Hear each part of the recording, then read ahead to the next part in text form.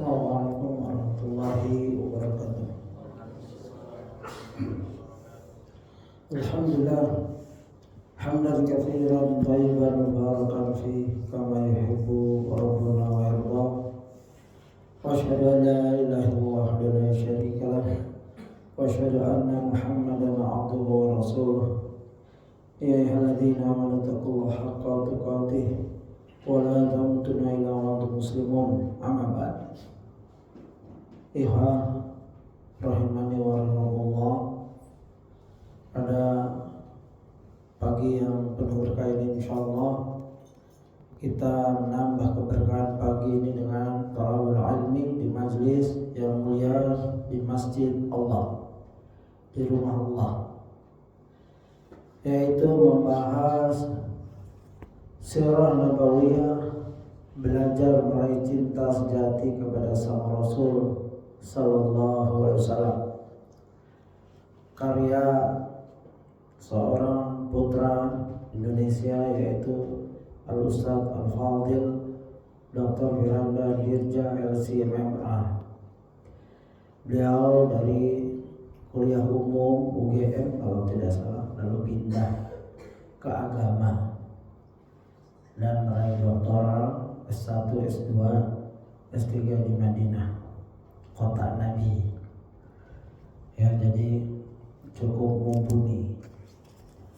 Dan kita sudah sampai selesai mukadimah, yaitu sifat akhlak Rasulullah sudah berakhir, di mana kasih sayang Rasulullah meliputi seluruh makhluk yang Allah telah ciptakan. Dan di video 26, 27, 28 itu akhir-akhir dari selayang pandang sifat akhlak Rasulullah SAW. Yang terakhir yaitu kasih sayang Rasulullah SAW terhadap benda mati. Kalau terhadap benda mati saja Rasulullah mempunyai kasih sayang, di mana beliau memeluk batang pohon kurma yang menangis karena Rasulullah dibuatkan mimbar. Biasanya Rasulullah ceramah dengan bersandar di batang pohon kurma. Ini menunjukkan kesederhanaannya Masjid Rasulullah. Ya, tidak sebagaimana yang kita lihat sekarang. Beliau beli tanah dari Suhail, ya, Sahul atau Suhail, seorang sahabat. Ya, beli dan dibangun dengan pelepah kurma, batang kurma, batu dan lain-lain. Ada di situ kurma yang menjadi sandaran. Lalu Rasulullah dibuatkan mimbar oleh seorang wanita, ibu-ibu. Lalu Rasulullah mempunyai mimbar mirip mimbar kita ini, 3. Ada replikasinya di Istiqlal. Yang sudah ke sana silakan lihat. Ya, mimbar kita mirip-mirip ya. Mirip-mirip. Sederhananya lebih sederhana dari mimbarnya Rasulullah. Ya, tawadhu, masya Allah. Karena kalau besar nggak muat, nanti ruangannya jadi kecil. Nggak apa-apa, kita bersyukur pada Allah atas Allah, ya, anugerah Allah.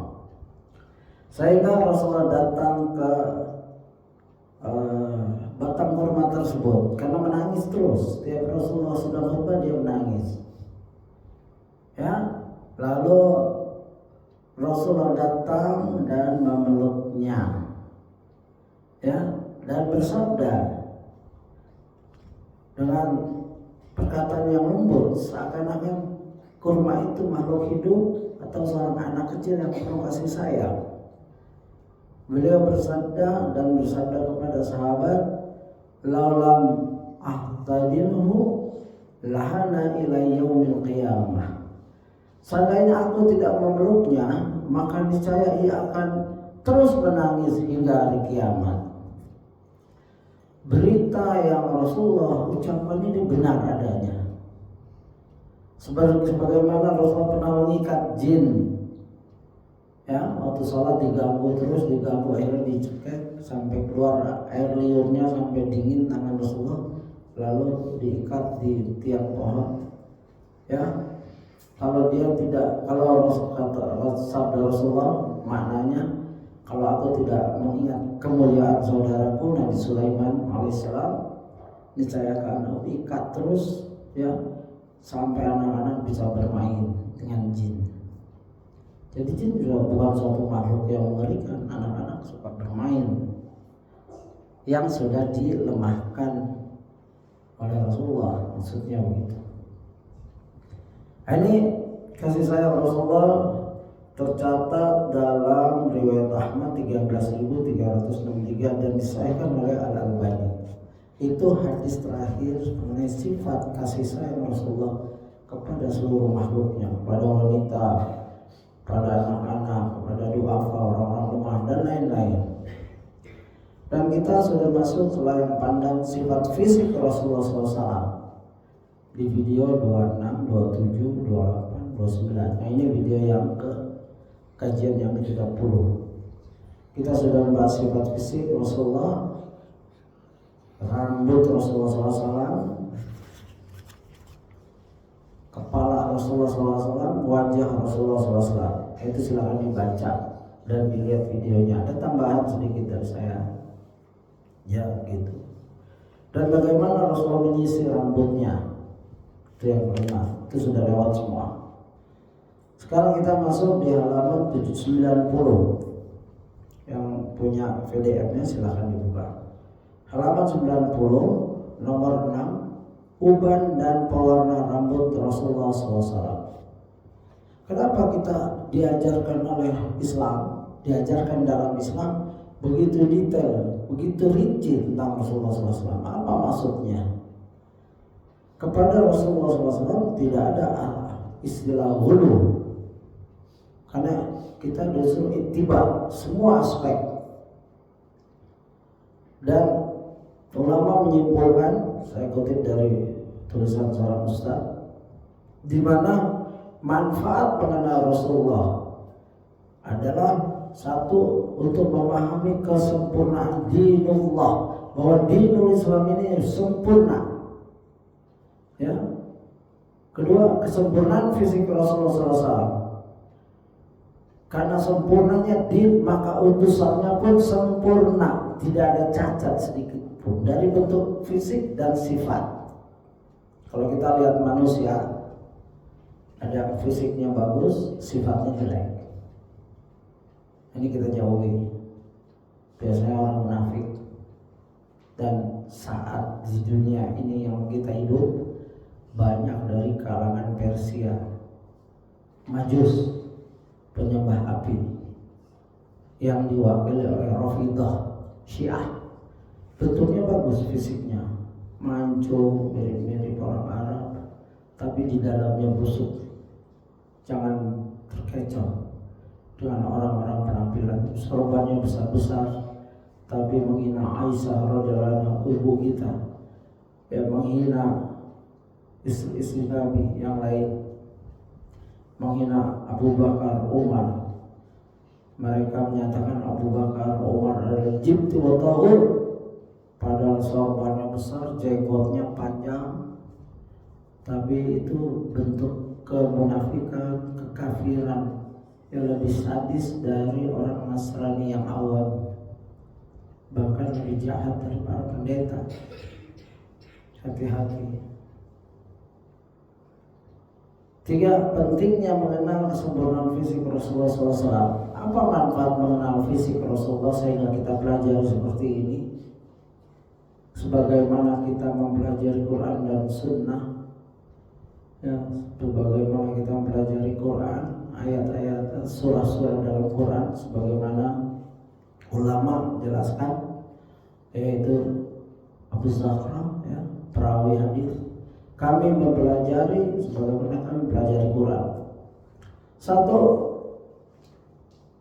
faktor yang menyebabkan orang masuk Islam, ada manfaat mempelajari sifat atau fisik Rasulullah. Ya, itu mempunyai daya tarik untuk orang masuk Islam. Banyak orang pada saat, ya, ada beberapa orang pada saat zaman Nabi masih hidup, belum mendengar suara Nabi, belum mengenal ajarannya, melihat wajah Nabi, dia tahu ini orang yang wajahnya penuh kejujuran, tidak ada wajah bohong, ya, sehingga dia tertarik. Bahkan Heraklius telah membaca karakter Nabi, yang kita ingat bahwa Nabi ditulis, ya, sejarah Nabi dan sahabat ditulis sebelum mereka lahir di Taurat dan Injil. Dan Heraklius ahli kitab yang tekun, berilmu, sehingga dia kagum, padahal belum pernah dengar suara Nabi dan belum pernah melihat wajahnya. Dia ingin beriman, tapi kesombongannya, kekuasaan menghalangi dia dari beriman. Beda dengan Raja Najasyi. Beliau seorang raja yang Kristen yang tekun. Dia membaca sejarah sahabat Nabi dan membaca sifat Nabi, bahkan menghafal namanya, langsung beriman walaupun imannya disembunyikan. Karena ada kawan yang pastor, langsung dibunuh begitu beriman. Mereka belum pernah lihat Nabi, tapi mendengar kisah Nabi. Jadi kita bisa bayangkan tingkat keimanan para sahabat yang mendampingi Nabi, melihat Nabi. Bahkan di antara mereka ada 24 jam mengingat Nabi di beberapa kehidupannya, seperti Aisyah radhiyallahu anha dan istri-istrinya yang lain. Sahabat yang tekun melihat Nabi adalah Abu Hurairah. Bukan sekedar melihat, tapi mulazamah, belajar, mencatat, menghafal. Abu Hurairah tidak mencatat tapi menghafal. Ya, Anas bin Malik mendampingi Nabi sejak kecil, menjadi pembantu Nabi. Ya, mereka melihat, mendengar dan merasakan apa yang Nabi rasakan. Kalau Nabi lapar, mereka lapar. Abu Hurairah selalu begitu. Aku berharap Nabi mengajakku makan, tapi aku lihat Nabi juga kelaparan. Ya, jadi perasaan yang menyatu. Murid yang mulazamah itu lebih meresap ilmunya, karena bukan teori saja. Ya, gitu. Jadi mempelajari sifat fisik dan sifat akhlak akan menjadikan orang, ya, meningkatkan keimanan. Itu yang kedua. Ya, keimanan akan bertambah, bahkan gundah gulana. Ya, setelah jumpa dengan Nabi hilang. Peperangan, mereka mundur karena pasukan musuh terlalu kuat. Begitu melihat Nabi, balik lagi. Begitu mendengar suara Nabi, balik lagi. Itu kekuatan, ya. Dan bahkan Nabi paling berani, sehingga sahabat berlindung di belakang tubuh Nabi. Ini yang bicara adalah singa Allah, yaitu Ali bin Abi Thalib. Jika kami dalam peperangan, kami berlindung di balik tubuh Nabi, bukan terbalik. Biasanya komandan itu dilindungi, tapi Nabi paling depan dan mereka berlindung, karena tidak ada orang yang berani kecuali Nabi saat itu. Bahkan di situasinya Madinah gempar, ada suara ribut-ribut yang mereka gemetar takut, tapi baru mereka keluar rumah, Nabi sudah balik dengan kuda tanpa pelana. Ya, tidak ada apa-apa, tidak ada apa-apa. Itulah seorang pemimpin yang sempurna, fisik dan sifatnya. Kalau kita tidak menyelami sejarah-sejarah ini, dari mana kita dapat keberanian?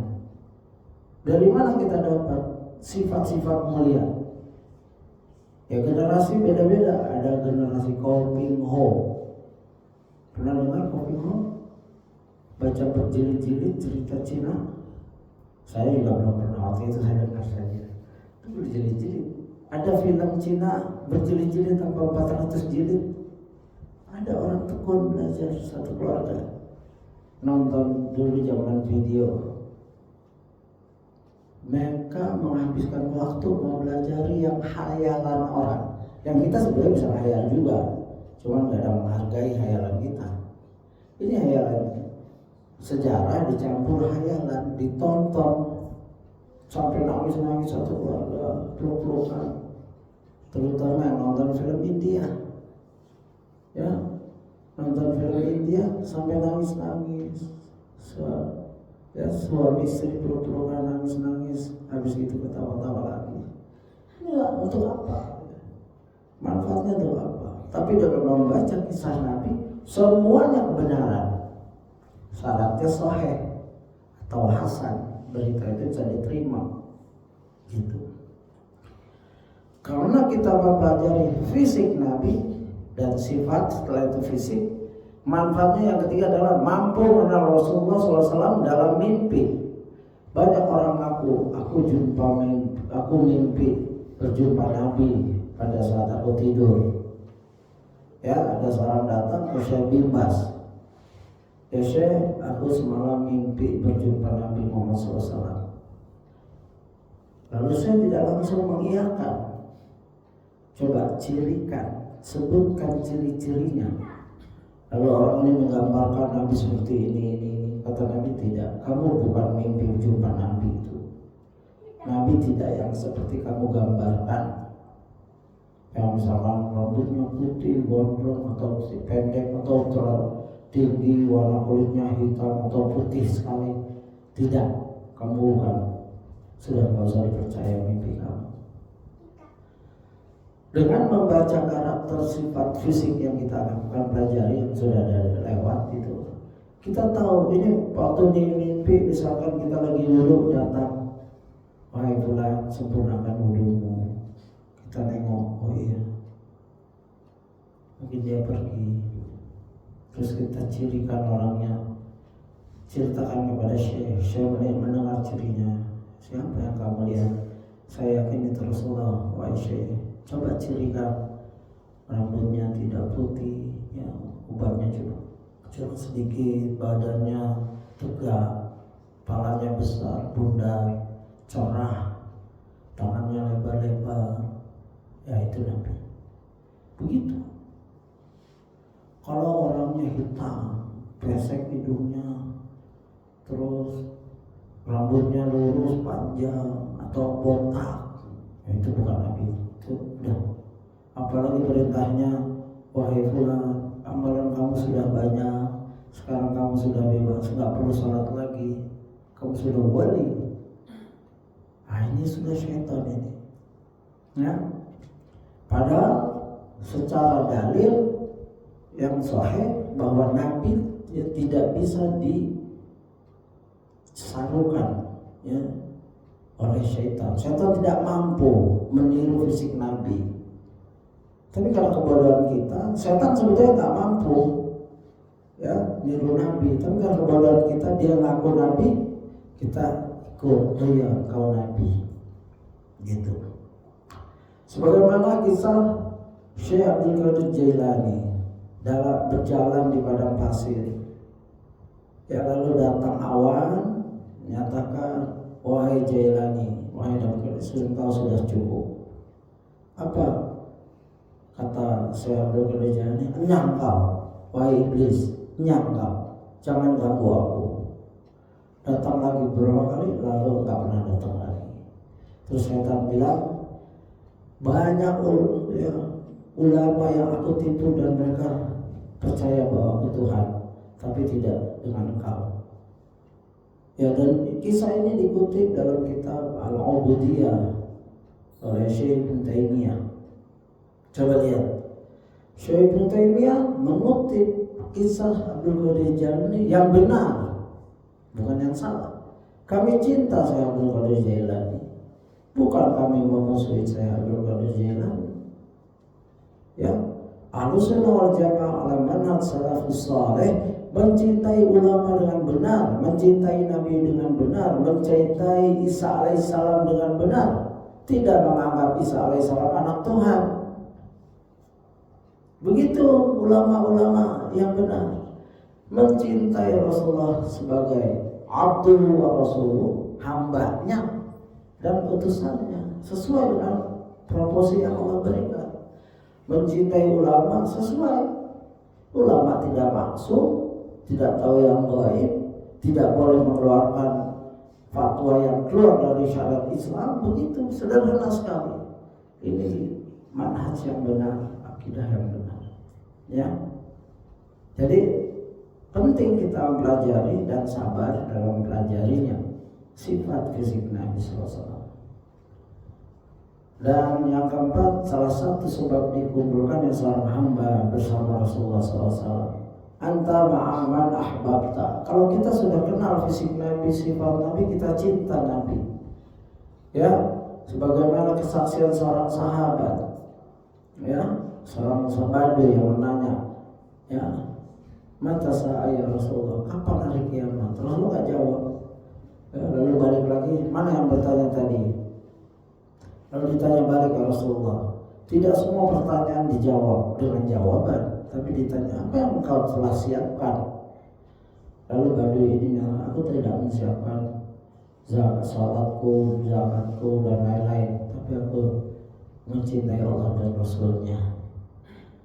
Jawaban ini dijawab oleh Nabi, anta ma'aman ahbabta, engkau bersama yang kau cintai, yaitu dengan Allah dan Rasulnya. Itulah manfaat mempelajari sifat-sifat Nabi dan sifat fisik Nabi. Jadi tidak ada ruginya. Dan niatkan untuk mengamalkannya. Seluruh aspek yang Nabi ajarkan, amalkan. Tapi ada aspek jibliyah, yaitu karakter Nabi yang memang khusus untuk Nabi. Ya, begitu. Nah, kita sudah masuk kepada uban dan pewarna rambut Rasulullah SAW. Ya, adalah kita bersabar dalam bab ini. Dimana kalau rambut Nabi, beliau rambutnya tidak lurus dan tidak keriting, jadi ikal. Wajahnya bundar seperti matahari dan bulan. Ini saya simpulkan hadis dari pelajaran yang lalu. Kepalanya besar, tapi proporsional. Ada orang yang kepala besar badannya kecil, ada kan? Kalau Nabi enggak, kepala besar badannya tegap, dadanya juga, nanti dijelaskan di sini. Ya. Wajah Rasulullah seperti potongan rembulan, ya, begitu. Kanau qita'atul qamar. Itu hadis juga menyebutkan. Apakah Rasulullah wajahnya seperti pedang? Nah, ini ada pertanyaan. Ya. Seorang bertanya. Tidak. Bal kana misla syamsi wal qamar wa kana mustadiran. Tidak. Namun wajahnya seperti matahari dan rembulan, dan wajahnya bulat. Bulat. Agak bulat. Bukan seperti pedang tajam. Mungkin orang melihat takut. Ya, ada rasa bengis gitu, tapi bulan dan matahari bulan penuh cahaya. Ya, bahkan wajahnya itu cukup dilihat sehingga Abdullah bin Salam melihat seorang pendeta rahib, ya, seorang pendeta Yahudi, Abdullah bin Salam, sebelum masuk Islam melihat wajahnya, aku lihat wajah ini bukan wajah pendusta, padahal belum lagi belajar. Salman Al-Farisi melihat sudah senang, padahal beliau adalah majus, penyembah api, masuk Kristen, masuk Yahudi, semua ditinggalkan dalam rangka mengenal Nabi Muhammad SAW, karena beliau pengikut Majusi dan Kristen yang taat. Di situ ada nama Ahmad di dalam Taurat dan Injil, dan Yahudi juga di kitabnya ada. Begitu lihat Nabi, tapi dites. Nabi dites untuk benar ini Nabi. Kalau Nabi aja dites, apalagi ada orang ngaku turunan Nabi. Jadi jangan marah dites. Saya turunan Nabi, oh silakan tunjukkan silsilahnya. Nabi, sudah Nabi masih dites oleh Salman Al-Farisi. Dites kasih sedekah, ditolak. Dites kasih hadiah, ditolak. Diterima hadiah, diterima makan bersama sahabat. Nabi saja dites, jadi jangan marah. Ini sebagai bentuk ilmiah. Ini benar Nabi apa enggak? Ini benar enggak cucu Nabi? Jangan sanadnya ke Abu Jahal. seperti itu. Apalagi menggunakan titel itu untuk menipu umat, membodohi, kesyirikan dan lain-lain. Jadi jangan marah, tapi dengan adab yang baik, dengan ilmu yang ilmiah. Ya, Nabi dites oleh Salman, dilihat punggungnya ada tanda kenabian enggak? Ya, jadi Salman mendekat sambil melirik-melirik. Nabi sengaja memberi Salman lihat begitu. Nabi tahu ini orang sedang menyelidiki. Salman tidak mau keperosok di lubang, beberapa lubang Majusi, lubang Nasrani, lubang Yahudi. Jangan sampai dia terperosok lagi. Begitu ya. Kadang-kala kita pernah di kelompok Khawarij dan lain-lain, itu ada manfaatnya. Takdir Allah yang Allah telah takdirkan kepada kita agar kita kenal kejahatan firqah, agar kita benar-benar bersyukur kenal sunnah. Begitu. Salman itu benar-benar bersyukur. Baru dengar nama Nabi saja sudah jatuh dia dari pohon. Dia lagi kerja sebagai kuli upah mengambil kurma. Tuannya sedang bicara tentang ada ini seorang aku Nabi ini. Jatuh dia. Lalu bertanya, di mana itu? Dimarahin dia karena dia pekerja, untuk campur omongan bos. Siapa kamu? Apa yang kamu nanya? Kerja lagi. Begitu perjuangan ingin jumpa Nabi. Ya, makanya kalau kita baca sejam 2 jam setiap hari, ya, kalau bisa atau seminggu sejam itu nggak ada ruginya, bahkan penuh untung. Dan jangan bosan, karena ini Nabi kita yang kita cintai. Ya, oleh sebab itu ulama dengan teliti. Di sini dijelaskan nomor 6 uban dan pewarna rambut Rasulullah SAW. Anas bin Malik radhiyallahu pernah ditanya apakah Rasulullah SAW mencat rambut beliau SAW, maka Anas radhiyallahu menjawab, innahu lam yakun ra'a min syaibi ila qalilan wa qad khadaba Abu Bakr wa Umar bil hidai wal katal. Ditanya seperti itu apakah Rasulullah mencat? Anas bin Malik menjawab, sungguh Rasulullah SAW tidak beruban kecuali sedikit, sehingga beliau tidak perlu mengecat rambutnya. Akan tetapi Abu Bakar dan Umar mengecat rambut dengan hina, yaitu pewarna merah, dan katam, pewarna hitam kemerah-merahan. Ini hadis riwayat Muslim. Jadi boleh, ya, nomor 2340. Jadi boleh bagi kita yang sudah tua seperti saya ini, putih, boleh dicat. Ya, saya coba mencat tapi nggak sukses, jadi saya nggak cat lagi sama sekali. Saya ingin ikut sunnah, ya, tapi istri saya nggak bisa, saya juga nggak bisa, terlalu sibuk, ya, tapi nggak apa-apa. Ya, itu sunnah saja. Dicatnya dengan hina, ya, pacar lo, ya, atau hitam saya belum tahu detailnya, tapi warnanya agak gelap, kemerah-merahan, bukan warna hitam. Ada salah paham yang dilarang warna hitam, jadi boleh warna biru, pink, kayak punk, itu nggak boleh. Satu bahannya, dua warnanya sudah tasyabuh dengan anak-anak punk. Antum siap dengan kajian kalau saya warnanya biru, merah, ya, nggak ada wibawa. Ya, ini ada kefahaman yang agak nyeleneh. Yang penting jangan hitam, ya jangan pink juga, nggak pantas. Itu tasabuh bil pang. Jangan bertasabuh, jangan niru-niru anak-anak pang. Dan kalau ikhwah melihat hadis-hadis, nanti akan terdapat Anas bin Malik.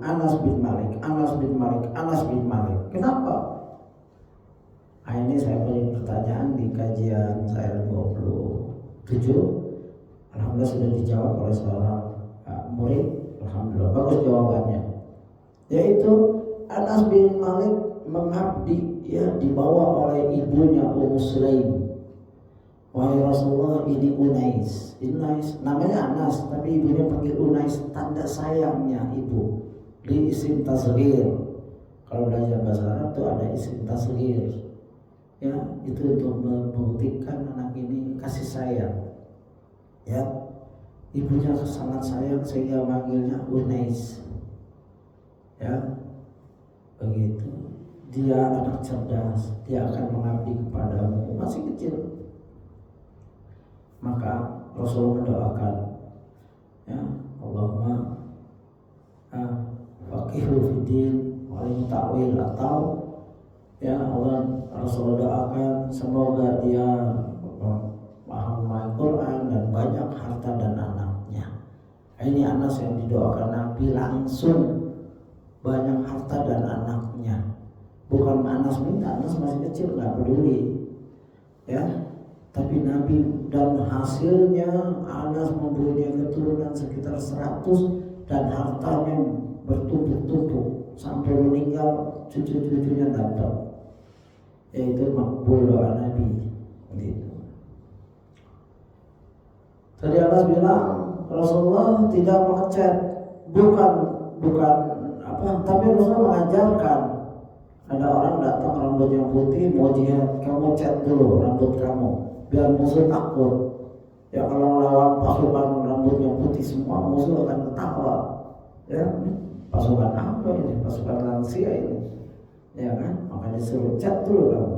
Catnya dengan hina dan ketam. Ya.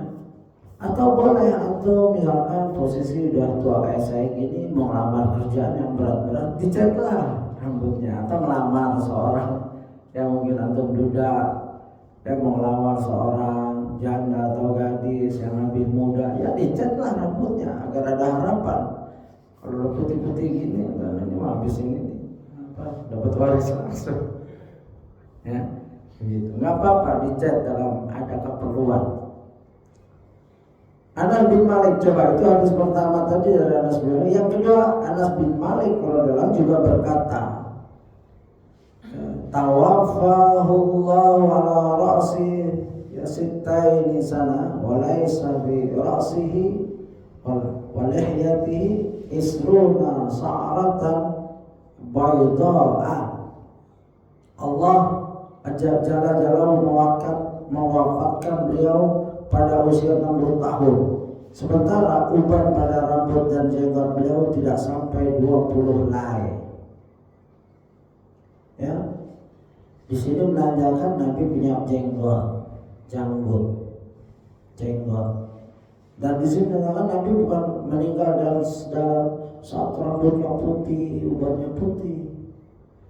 Ini yang menandakan kalau kita baca ini, datang mimpi orangnya putih berjenggot dan lain-lain. Ini bukan Nabi, putih semua, bukan Nabi ini. Nabi cuma sekitar 20 helai. Ya kalau bila jumpa benar Nabi ya nggak perlu dihitung. Sebentar anak hitung dulu. Ya, ini kan mimpi. Dihitung dulu jenggotnya, rambutnya. Oh iya benar anten Nabi. Baru hilang. Gak perlu, pokoknya kalau sudah punya ilmu ya Allah ini benar Nabi. Bangun bersyukur, sujud syukur, sholat tahajud. Apalagi kalau berita, ya biasanya jarang bicara. Ya, para ulama sering dimimpikan Nabi seperti itu. Ya mereka bersyukur. Kalau antum-antum yang belum mimpi Nabi ya nggak apa-apa juga. Yang penting akidah dan manhajnya benar. Gak harus semua mimpi Nabi. Itu keberkahan dari Allah. Ya. Dan ini kesaksian Anas bin Malik, Nabi dalam keadaan wafat, artinya sudah selesai.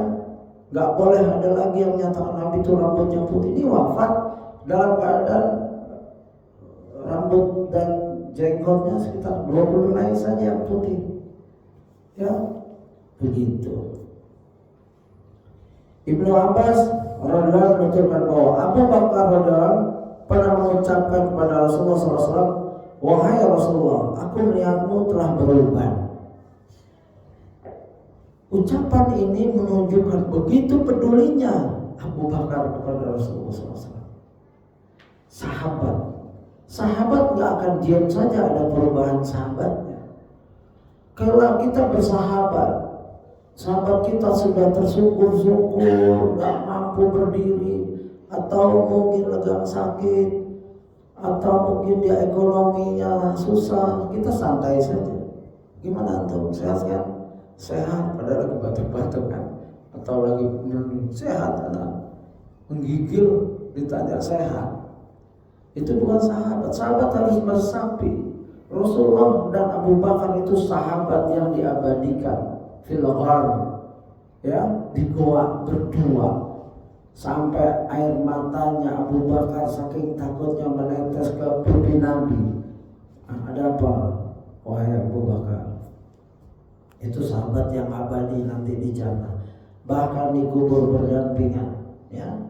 Itulah sahabat. Bahkan sampai tahu perubahan, kamu berubah wahai Nabi. Inilah sahabat, ya.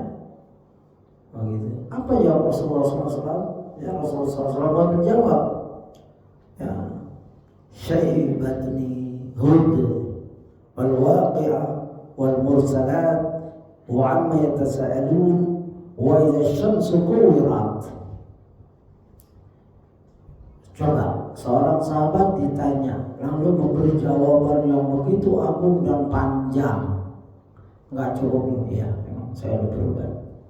Tidak, Nabi menjawab dengan sempurna dan penuh pelajaran. Yang membuat aku berubah adalah surat Hud, Al-Waqi'ah, Al-Mursalat, Amma Yatasaalun, yaitu surat An-Naba, dan Idza Syamsu Kuwirat. Bagi yang sudah hafal atau pernah tadabbur surat-surat ini beruntunglah. Berarti Anda dikit lagi berubah. Ya, kalau memang diresapi. Kalau nggak berubah, emang Anda nggak beresapi. Diancam ketawa. Padahal ayatnya mengancam ketawa-ketawi. Ya, ini nggak boleh. Ya, menjiwai. Kalau menjiwai niscaya berubah. Nabi saja berubah. Padahal cuma 10-20 ubah. Tapi dideteksi oleh sahabat karib Abu Bakar adalah, Anda juga berubah Ustaz, tapi bukan dari ayat, dari mikir cicilan, dari anak, dari istri, begitu. Ya, uban kita beda kelasnya sama Nabi. Ya,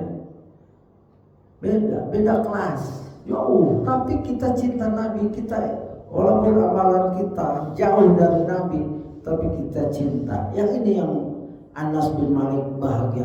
Aku tidak tahu kebahagiaan apakah waktu aku masuk Islam atau saat mendengar orang berjawaban Nabi. Anta ma'aman ahbabta. Bukan kita sok-sok kayak Nabi, bukan. Seorang yang mencintai seseorang pasti dia akan mengikuti berita-berita yang dia cintai. Mungkin seorang pernah jatuh cinta waktu remaja, ya, kirim surat nggak dibalas, masih sabar setahun 2 tahun, ya, lewat rumahnya lihat gentengnya saja sudah senyum, begitu katanya, ya, kata Laila wal Majnun. Tahu Anda berita Majnun, Laila wal Majnun? Ya, dia sampai menghirup kotaknya Laila, udara ini penuh dengan udara Laila. Begitu cinta, ya? Majnun disebut Majnun. Orang bisa gila karena cinta, ya, gitu. Dan ini kisah dianggap nyata. Dan begitulah kecintaan Abu Bakar sampai Nabi berubah ubannya, ya, berubah rambut dan jenggotnya, dia tahu, bisa dideteksi. Ya, jangan kita bersahabat, ya, tidak seperti itu. Kalau kita benar-benar punya sahabat, perhatikan sahabat kita. Sahabat gak harus banyak, ya. Perhatikan ekonominya, kebahagiaan anaknya, dan lain-lain. Anda perlu apa ya, akhi? Begitu seharusnya, ya. Dan hendaknya berita dari hadis ini, seseorang harus memperhatikan surat yang membuat Nabi berubah. Surat Hud yang saya kutipkan di sini.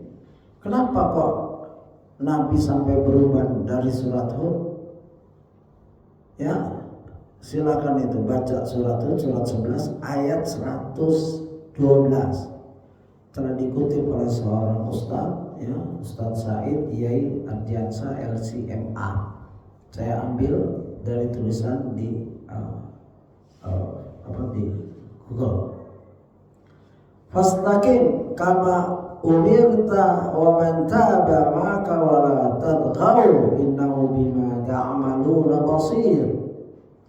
Maka tetaplah kamu pada jalan yang benar sebagaimana diperintahkan kepadamu dan juga orang-orang yang telah bertobat bersama kamu, dan janganlah kalian melampaui batas, sungguhnya Dia Maha melihat apa yang kalian kerjakan. Ya, Quran surah Hud surat 11 ayat 112. Itu baru satu ayat yang dikutip oleh seorang ustadz yang saya kutip di sini. Ringkasan tafsirnya, maka tetaplah kamu pada jalan yang benar, yaitu beristiqomahlah kamu sebagaimana diperintahkan kepadamu di dalam kitabnya. Berakidahlah yang benar, beramal solehlah, dan tinggalkan kebatilan tanpa menyimpang ke kiri ataupun ke kanan, dan terus meneruslah dalam keadaan seperti itu sampai kamu wafat. Namanya istiqomah sampai wafat. Kalau 5 detik atau 5 menit sebelum wafat berbuat kesirikan, jatuhnya mati dalam syirik. Itu bahayanya. Sehingga Imam Ahmad waktu wafatnya ada bisikan, cukuplah engkau wahai Imam Ahmad. Langsung tidak, sampai nyawanya hilang. Padahal dia sedang sakaratul maut. Yang ada menyatakan kisahnya bahwa setan datang dalam bentuk seorang menyatakan, cukuplah perjuanganmu wahai Ahmad. Tidak, karena masih hidup dia. Padahal beberapa menit lagi dia wafat. Begitu kehati-hatian. Ya. Jadi istiqomah di dalam surat itu ada yang disebut istiqomah dan urainya panjang sekali, ya. Sehingga Ibnu Abbas, ingat, Ibnu Abbas radhiyallahu anhu berkata, "Ma nazala ala Rasulillah sallallahu alaihi wasallam ayatun, ya, hiya ashaddu wa la syakku min hadhihi al-ayah alaihi, wa lidzalika qala ya ashabihi hina qalu laqad asra ilaika syai' faqala sayyidani Hud wa akhwatuha." Ya, tidaklah ada satu ayat pun yang diturunkan kepada Rasulullah SAW yang lebih berat dan lebih susah daripada ayat ini. Oleh karena itu, ketika beliau ditanya betapa cepat engkau berubah, beliau SAW berkata kepada sahabatnya, yang telah membuatku berubah adalah surat Hud dan surat-surat semisalnya. Tadi itu Waqiah, An-Naba, dan lain-lain. Ya, dari hadis yang agung ini dapat kita melebarkan, ya, elaborate, menyelidiki sendiri, ya, baca surat Hud dari awal ayat 1 ayat sampai akhir. Mumpung sebelum Ramadan, baca 1 ayat 1 ayat, lihat tafsirnya yang sudah ada. Baca surat Al-Waqiah 1 ayat 1 ayat, simpan. Dengarkan cara bacanya dari qiraah seperti Sudais dan lain-lain, ya, hafizahumullah. Dengarkan baik-baik. Kalau yang jadi imam, ya, alhamdulillah bisa meresapi. Ya, bagi yang orang Allah berikan kemudahan menghafal, manusia beda-beda. Ada yang mudah menghafal, ada yang memahaminya mudah, menghafalnya susah. Beda-beda. Ya, tahu, kenali diri antum, kenali diri kita. Oh, saya mudah menghafal, alhamdulillah. Syukuri nikmat itu, pelajari ya artinya. Begitu. Surat Hud, Al-Waqiah, Al-Mursalat, Amma Yatasalun atau An-Naba, dan Idza Syamsu Kuwirat, Takwir. Kalau bisa tahun ini sebelum Ramadan itu sudah khatam dengan tafsir, baik Al-Muyassar, dimulai dia Muyassar itu mudah. Kalau ada Taisir, susunan Mustadfiran itu bagus.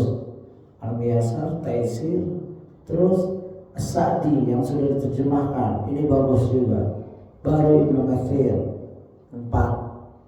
Kalau 4 ini di setiap ayat antum baca tafsirnya, insya Allah manfaatnya besar sekali dan mudah-mudahan berubah ya di akhir baca itu semua. Kalau nggak berubah ya nggak apa-apa, itu bukan petunjuk harus berubah, tidak. Artinya antum meresapi dahsyatnya ya, dahsyatnya istiqomah ya, begitu. Mengapa ayat tersebut dianggap sangat berat oleh Nabi SAW? Karena pada ayat tersebut mengandung perintah untuk beristiqomah. Ya, istiqomah ini berat. Bagaimana seorang bisa istiqomah di luar Ramadan? Baru hari raya aja sudah 100 pelanggaran dia langgar, yang telah kita bacakan dari Syekh Ali Hasan Halabi. Ya, berjabat tangan dengan bukan mahram, ya menyukur jenggot, terus apalagi itu mubazir, ya terus nyanyi-nyanyian, ya kan?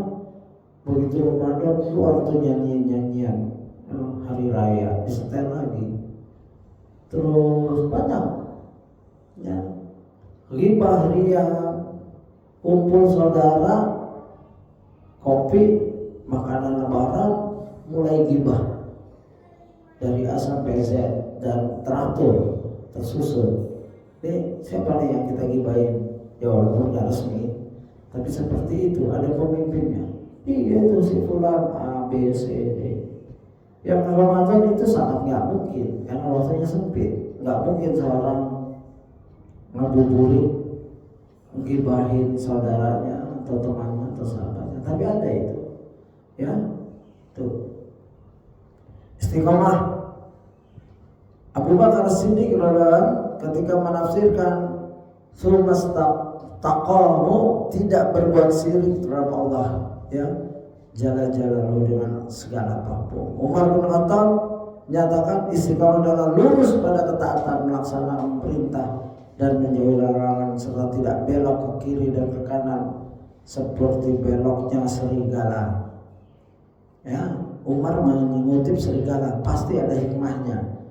Coba nanti lihat di video serigala itu kalau jalan gimana ya, kadang kadang gitu-gitu, kiri kanan ya.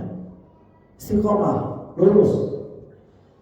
Abul Qasim Al-Qusairi rahimahullah, istiqomah adalah suatu derajat yang dengannya segala urusan agama menjadi sempurna dan dengannya akan didapatkan kebaikan-kebaikan dan keteraturan.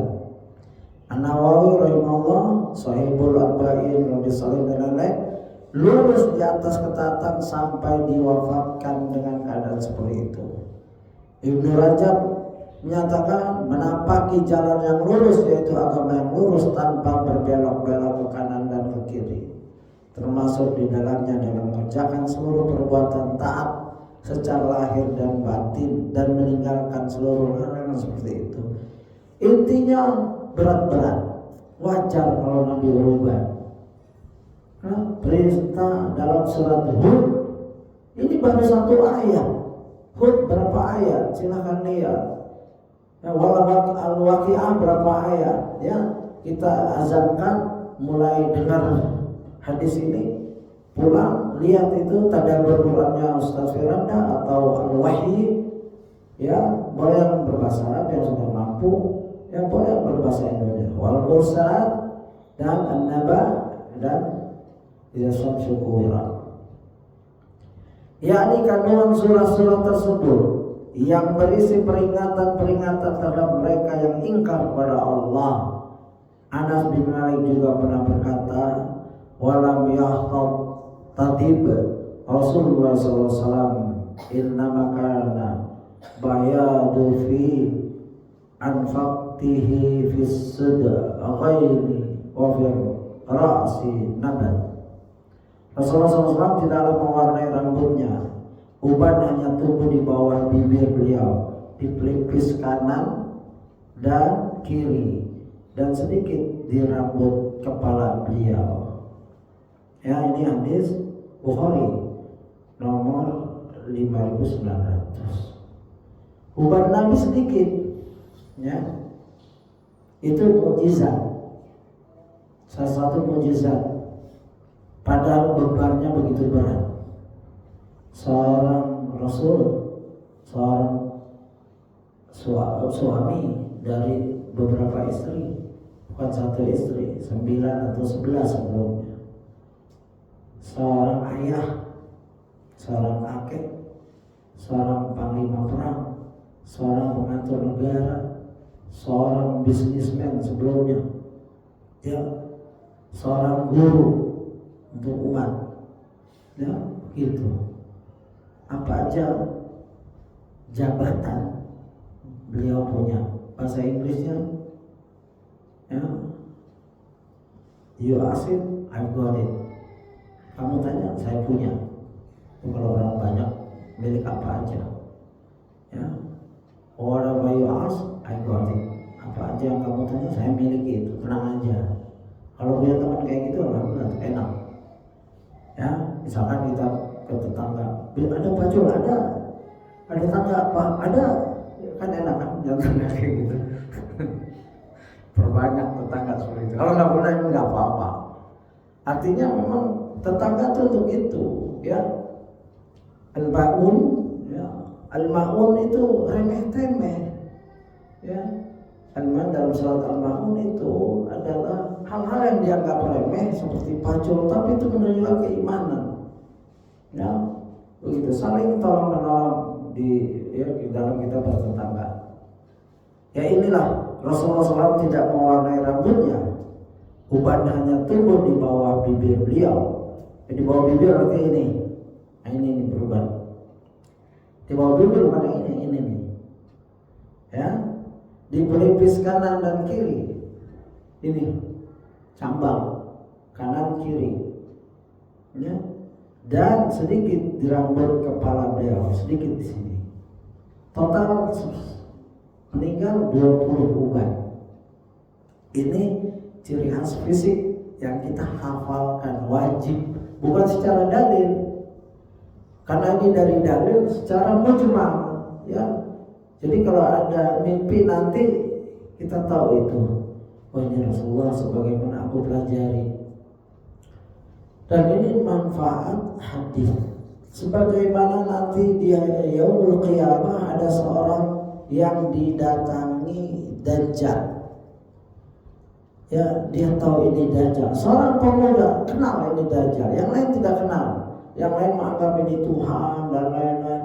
Tapi pemuda ini Dajjal. Lalu ditanya, dari mana kau tahu Dajjal? Aku membaca hadis. Aku mengenal kamu karena aku membaca hadis. Kita kenal Dajjal dari hadis, kita kenal Rasulullah dari hadis, bukan dari mimpi-mimpi fulan bin fulan, bukan. Dari hadis. Dalam Al-Quran dan hadis. Al-Quran tidak rinci, hadis yang rinci. Bahkan Al-Quran tidak menyebut Dajjal. Coba cari. Tapi hadis menyebut Dajjal dan merincinya. Begitu. Jadi ilmu yang kita dapatkan dari Al-Quran dan Sunnah kita genggam erat-erat, ya, gigit, ya, bin nawajis, dengan geraham, jangan mudah dilepas. Nah itu. Ya, ini tinggal 7 menit lagi, jika ada pertanyaan silahkan. Kita sampai halaman 91, yaitu nomor 6, uban dan pewarna rambut Rasulullah SAW. Silakan jika ada pertanyaan.